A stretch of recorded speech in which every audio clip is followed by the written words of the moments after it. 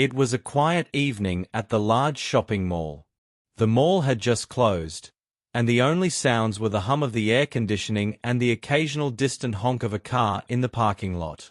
John, the mall's night security guard, was making his usual rounds.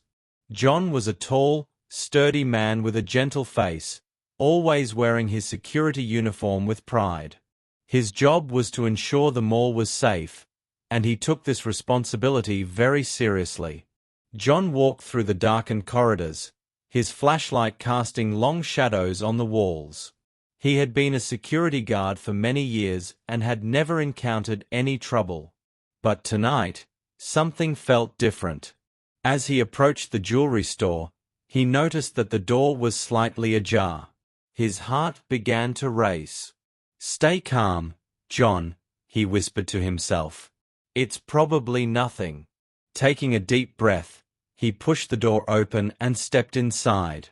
The store was dark, but he could make out the faint outline of the display cases. He moved his flashlight around, scanning the room. Suddenly, he heard a noise behind one of the counters. His heart pounded in his chest as he slowly approached the sound. "Who's there?" he called out, trying to keep his voice steady. There was no answer. John tightened his grip on his flashlight and peered over the counter.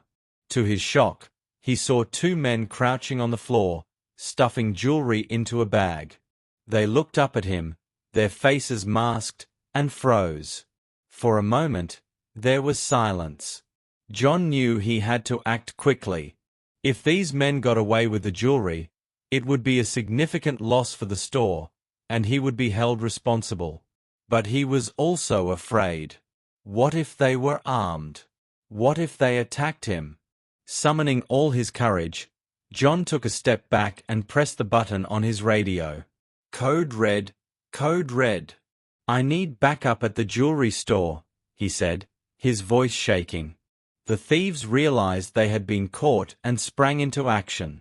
One of them lunged at John, trying to knock the radio out of his hand. But John was ready. He swung his flashlight, hitting the thief on the arm and causing him to drop his bag. The other thief tried to grab the bag and make a run for it, but John tackled him to the ground. The two men struggled, but John managed to keep them down until he heard the sound of sirens approaching. The mall security team had arrived, and they quickly subdued the thieves and called the police. John sat on the floor, catching his breath as the police handcuffed the men and led them away. He couldn't believe what had just happened. He had faced his fear and stopped the thieves from getting away with the jewelry. The mall manager arrived and patted John on the back. "Great job, John. You really saved the day," he said with a smile. John nodded, still in shock. But as he looked around at the other security guards, he realized something. He had done what he had to do, despite his fear. And in doing so, he had turned a potentially terrifying situation into a forgotten memory. As the weeks went by, John couldn't help but replay the events of that night over and over in his mind. The adrenaline, the fear, and the surge of courage all swirled together in his memories. He realized that, in those few intense moments, he had discovered a strength within himself that he hadn't known existed. This newfound sense of confidence began to seep into other areas of his life as well. One evening, while on his rounds, John noticed a young woman struggling to change a flat tire in the parking lot. Normally, he might have hesitated, unsure of how to help, but tonight he walked right over and offered his assistance. "Need a hand with that?" he asked, flashing a reassuring smile. The woman looked relieved. "Oh, thank you.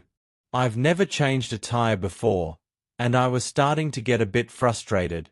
John quickly got to work, and within minutes, the tire was replaced. The woman thanked him profusely, and as she drove away, John felt a warm glow of satisfaction. He realized that even small acts of kindness and courage could make a big difference in someone's life. The next day, John received a call from the mall's head of security. They wanted to commend him for his bravery and had recommended him for a promotion. John was thrilled. It wasn't just about the title or the pay raise, it was the recognition of his dedication and courage. With his promotion came more responsibilities, and John found himself overseeing a team of junior security guards. He took his role seriously, mentoring them and sharing his experiences. He encouraged them to always be vigilant, but also reminded them of the importance of compassion and empathy. One evening, as John and his team were conducting a training exercise, they heard a commotion near the entrance of the mall. Rushing over, they found a group of teenagers arguing loudly. One of the boys had a knife, and the situation was escalating quickly. John's heart raced, but he knew he had to remain calm. He approached the group slowly, his hands raised in a non-threatening manner. "Hey, let's all take a deep breath and calm down," he said firmly but gently. The teenagers turned to look at him, their expressions wary. John could see the fear and anger in their eyes. He took a step closer, making sure to keep his voice steady. "I know things are tense right now, but violence isn't the answer. Let's talk this out and find a better solution." The boy with the knife hesitated, his grip on the handle loosening.